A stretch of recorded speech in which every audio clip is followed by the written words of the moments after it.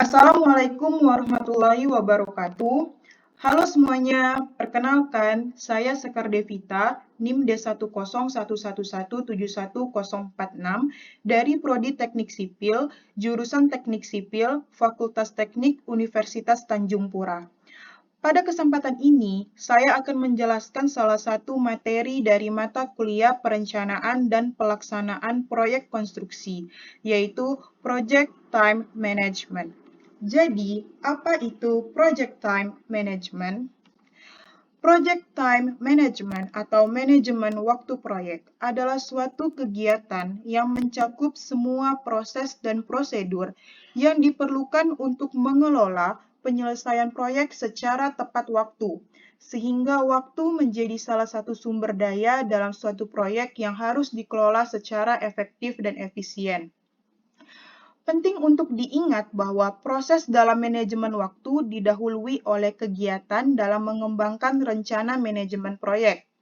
Rencana manajemen proyek yang dikembangkan menghasilkan rencana manajemen jadwal, metodologi, dan alat yang akan digunakan.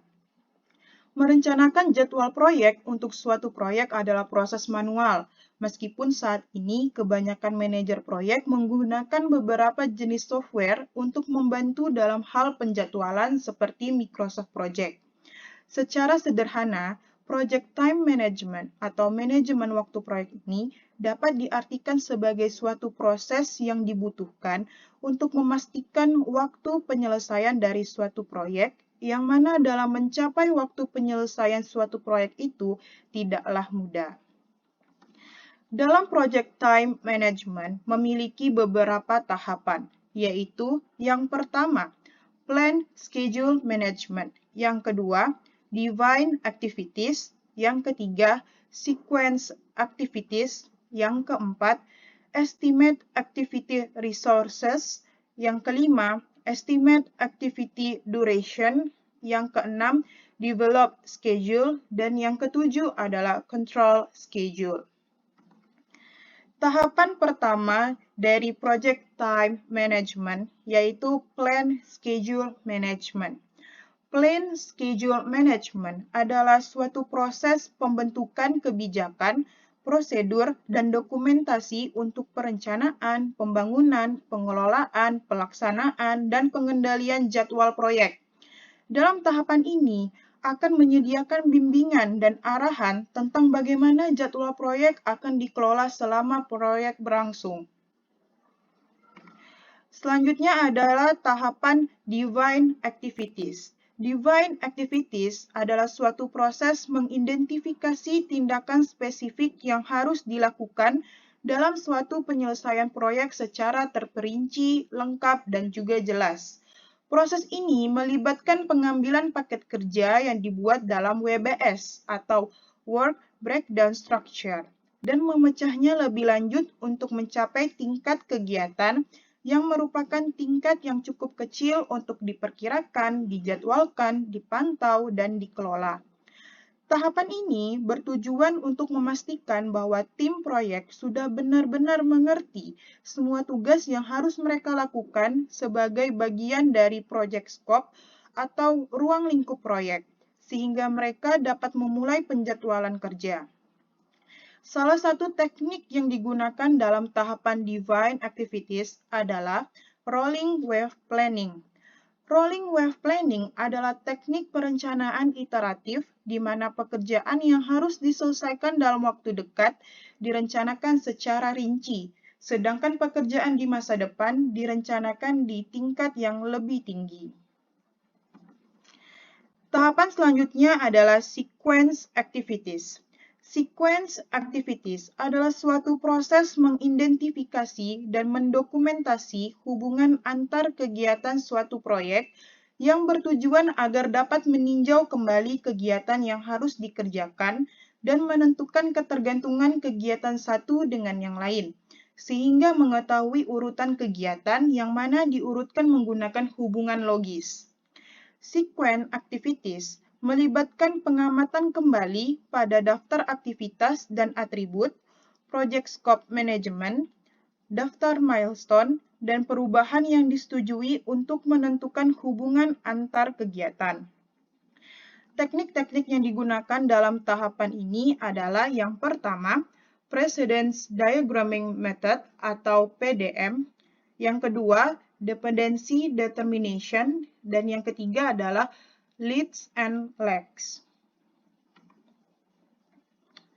Untuk teknik Precedence Diagramming Method atau PDM, merupakan teknik yang digunakan dalam Critical Path Methodology atau CPM untuk membuat model jadwal yang kegiatannya direpresentasikan oleh node atau titik dan dalam grafiknya dihubungkan oleh satu atau lebih hubungan logika untuk menunjukkan urutan dari kegiatan yang akan dilaksanakan.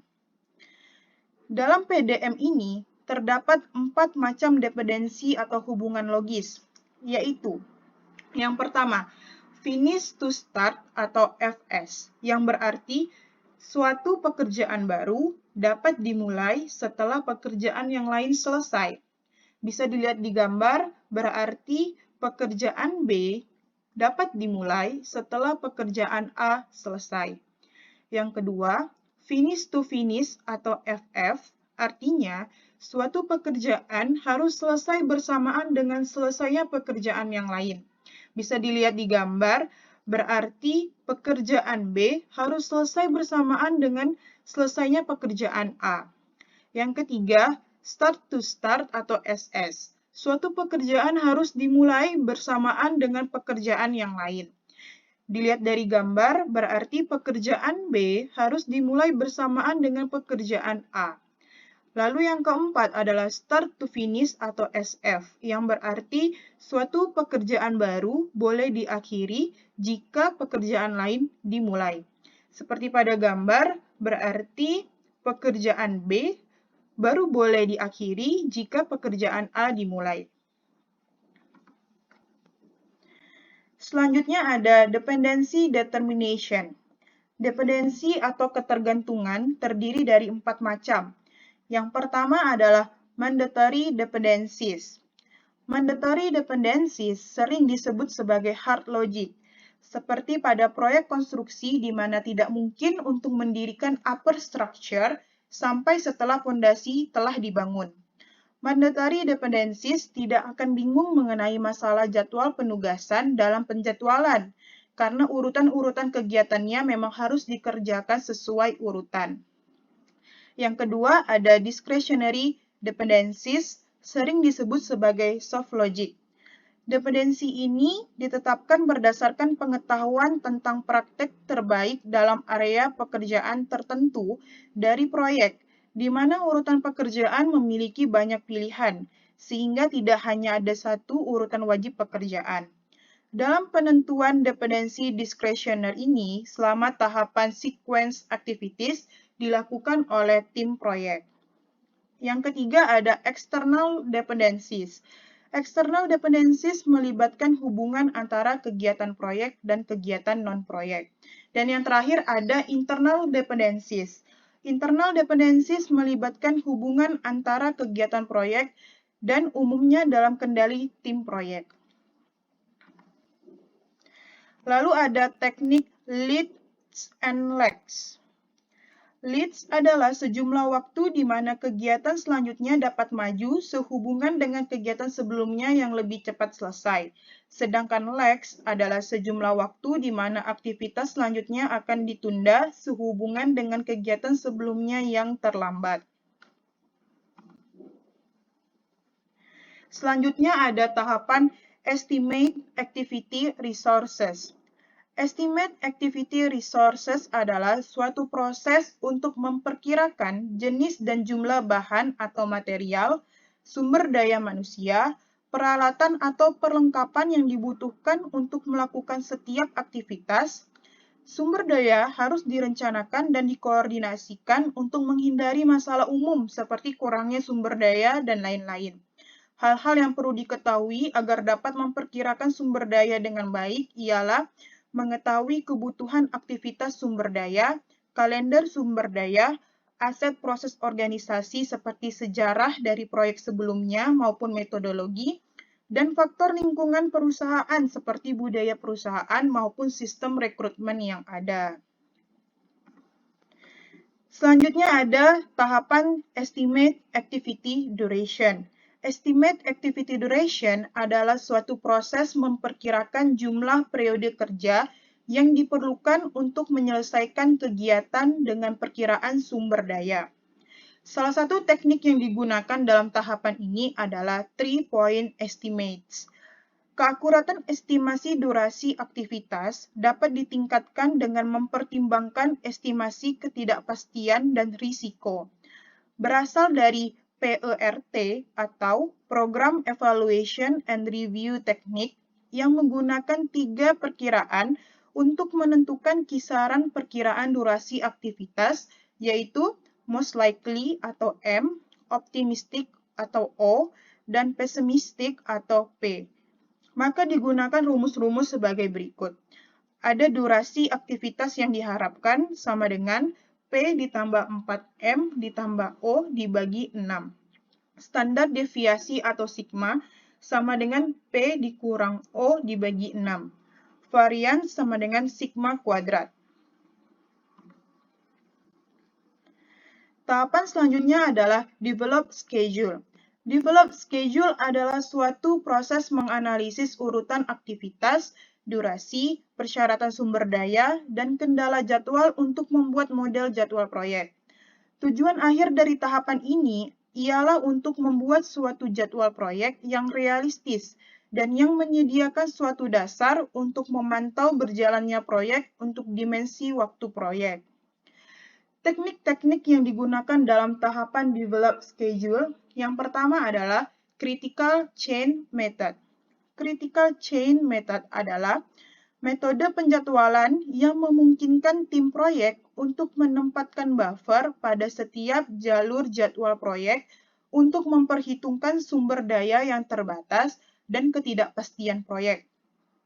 Hal ini dikembangkan dari pendekatan critical path method dan mempertimbangkan efek dari alokasi sumber daya, optimalisasi sumber daya, penyamarataan sumber daya, dan durasi aktivitas ketidakpastian pada critical path yang ditentukan dengan critical path method. Yang kedua adalah critical path method. Critical path adalah jalur terpanjang dalam network diagram yang mempunyai kesalahan paling sedikit. Critical path atau jalur kritis pada dasarnya adalah rangkaian aktivitas yang tidak memiliki keterlambatan pada pengerjaan tiap-tiap aktivitasnya. Dengan kata lain, aktivitas-aktivitas pada jalur kritis dianggap memiliki kesalahan paling sedikit. Teknik selanjutnya adalah schedule compression. Schedule compression mempercepat waktu proyek dengan tanpa mengubah atau mengganti bagian dari proyek tersebut dan menemukan jadwal yang memaksa dalam menyelesaikan proyek. Schedule compression sendiri terdiri dari crushing dan fast tracking. Crushing ialah biaya dan jadwal proyek dianalisis untuk menentukan cara untuk memperoleh jumlah kompresi terbesar sehingga biaya tambahan menjadi minimal. Sedangkan fast tracking ialah melakukan aktivitas secara bersamaan dan berurutan, namun hal ini sering menghasilkan pengerjaan ulang dan risiko cenderung sering terjadi. Dan teknik terakhir ialah resource optimization techniques yang terdiri dari resource leveling dan smoothing.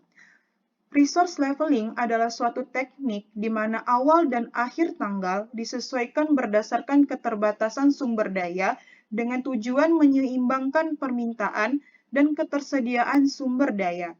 Sedangkan smoothing adalah suatu teknik yang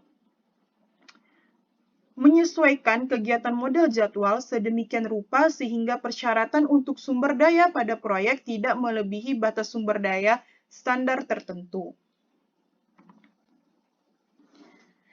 Ini adalah salah satu diagram yang menggunakan critical path method.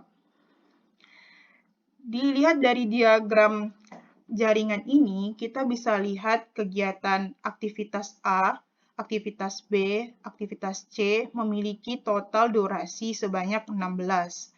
Aktivitas D, aktivitas E, dan aktivitas F memiliki total durasinya adalah 11. dan aktivitas D, aktivitas E, dan aktivitas G, total durasinya adalah 10. Sehingga critical path-nya itu ada di aktivitas A, aktivitas B, dan aktivitas C. Sedangkan untuk aktivitas D, aktivitas E, dan aktivitas F itu memiliki float sama dengan 16 dikurang 11 sama dengan 5. Sedangkan untuk aktivitas D, aktivitas E, dan aktivitas G memiliki float sama dengan 16 dikurang 10 sama dengan 6.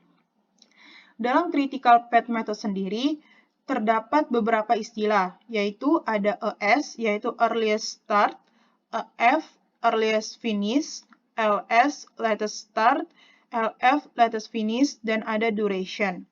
Adapun rumus-rumus yang digunakan ada EF sama dengan ES ditambah duration, LS sama dengan LF dikurang duration, dan float sama dengan LF dikurang EF. Bisa dilihat pada diagram jaringan kegiatan yang seperti berikut ini. Dilihat dari aktivitas A, aktivitas B, aktivitas C, totalnya adalah 18. Sedangkan untuk aktivitas D dan aktivitas C, ini total durasinya adalah 9. Sehingga critical path-nya itu ada di jalur aktivitas A, B, dan C. Lalu kita bisa melihat nilai float dari aktivitas D ini adalah sama dengan 11 dikurang dengan 2, sama dengan 9. Maka aktivitas D ini, early start-nya itu bisa di hari pertama, lalu early finish-nya di hari kedua, karena durasinya hanya 2 hari. Lalu late start-nya itu bisa dimulai di hari ke-10, dan late finish-nya di hari ke-11.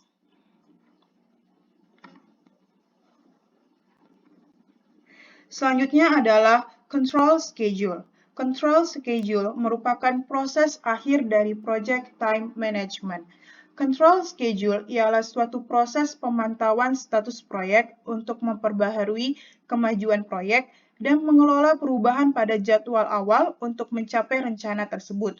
Tujuan dari tahapan ini adalah untuk mengetahui status dari jadwal proyek, mengetahui faktor yang dipengaruhi karena perubahan jadwal, menentukan jadwal yang berubah, dan mengatur perubahan ketika perubahan itu terjadi. Demikian penjelasan saya mengenai materi Project Time Management ini. Saya berharap semoga penjelasan yang telah saya berikan dapat bermanfaat. Terima kasih.